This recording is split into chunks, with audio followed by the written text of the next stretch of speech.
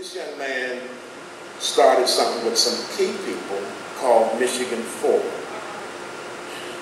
Nobody asked him to do that. It's new, it's bold, and they stepped out and began to challenge this law. Began to gather petitions around this city and this state. Websites pushing people, talking about, well, if you don't like the law, let's do something about it. He also has been one who has worked with the NAACP. Comes out of that experience, out of that tradition. He is the kind of young man I believe that Dr. Walters would be proud of because he demonstrates critical thinking. I don't have to agree with him, but I like the critical thinking that he has exhibited and those who are working with him. And so therefore, today, we want to present, as we do annually, an award that has been given to Dr. Walters. It's been given to Reverend Jesse Jackson. It's been given to Minister Louis Farrakhan. It's been given to a number of persons. And today, I'm very pleased to present this to Brother Brandon Jessup for his work as head of Michigan Forward and for his leading that organization and bringing the attention to the law that we must address and deal with. And this is our Critical Thinking Award. And you note that on it, it has these little balls being pushed up the hill representing people because we're trying to move people up. And it says, presented to Brandon Jessup for critical thinking in critical times. Reverend Wendell Anthony, founder, Monica Anthony, executive director, Freedom Weekend, 10 August 17, 2011. So congratulations, Brandon, and keep moving Michigan forward. Bless your heart. I know the day has been long, so I'm going to be brief, brother, be very, very brief. I want to ask my mom and my dad and my godparents to stand.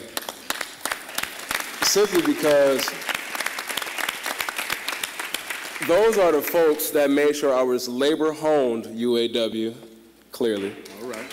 All right. NAACP trained, all right, but understood that I had to come back to my community. So the question is, why a Michigan Forward? Why a public policy think tank focused on pushing progressive policy in Michigan's urban centers? Because we need it. Someone has to write the laws for our urban communities to go to Lansing to get the record straight. Because yes, as a public act forward may create elite bureaucrats with a blank check in some cities, while emergency managers may make a city of Detroit really question how to administer public education, we're missing the point that public education is a right. Yes. Education is a right. And when we get to the point to where we close schools and communities that we know need them, to where we challenge teachers and say, okay, the $10 million pay cut and concession that you gave me in January is cool, but you know what? I need you to take another 10% pay cut. Then also pay 20% of your health care costs. And then also I'm going to set a budget for the next 2 years and freeze it just because the law tells me I can. It's an abuse of power.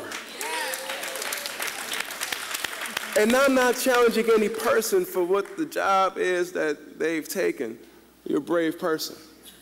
Yeah. But I couldn't have taken that job. Why? Because there's a community right now that needs to speak to education, and I represent just a small piece of that. And this law right now has disenfranchised 350,000 voters in the city of Detroit. That's the problem with Public Act 4, and I won't even talk to you in legal terms, Michigan's emergency manager law. So in May when we started and we said we were going to repeal this law, we started right with the news at the NAACP, Detroit branch NAACP. It was Reverend Anthony that said, brother, go on ahead and say your word. He gave me the floor to speak. And within 60 days, we collected 120,000 signatures from across the state with a 100% volunteer community working every day. Why? Because they believe in democracy. And no matter how many times we may mess up, democracy gives us the cushion to come back and go back and get it right one more time, just to make sure that we have that opportunity. And I believe for the last 45 years or so, folks my color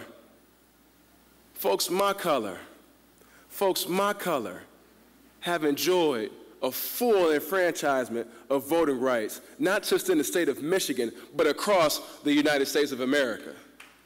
So any injustice here is an injustice anywhere, and I don't care what anyone says and they don't want to say about this law, but we're going to repeal this.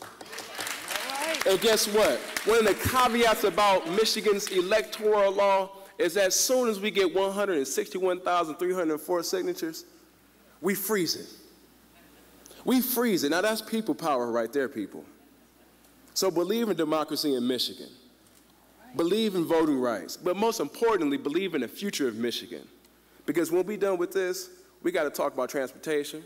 We got to talk about economic development. Absolutely. We got to talk about educational equity across every school district, because right now you have 150 school districts in this state that are facing the red. And when this man, Mr. Roberts, took the job that he took in June, there was a deficit reported at $270 million, and it ballooned another $70 million when he took the job. So listen, there's an accountability factor that we got to get straight right now. So I'm going to ask you, Mr. Roberts, let's have open dialogue about what's going on in our Detroit public schools. Don't let the law handcuff your voice to make sure the community stays engaged with the renaissance of our education system. Thank you. God bless. Good night.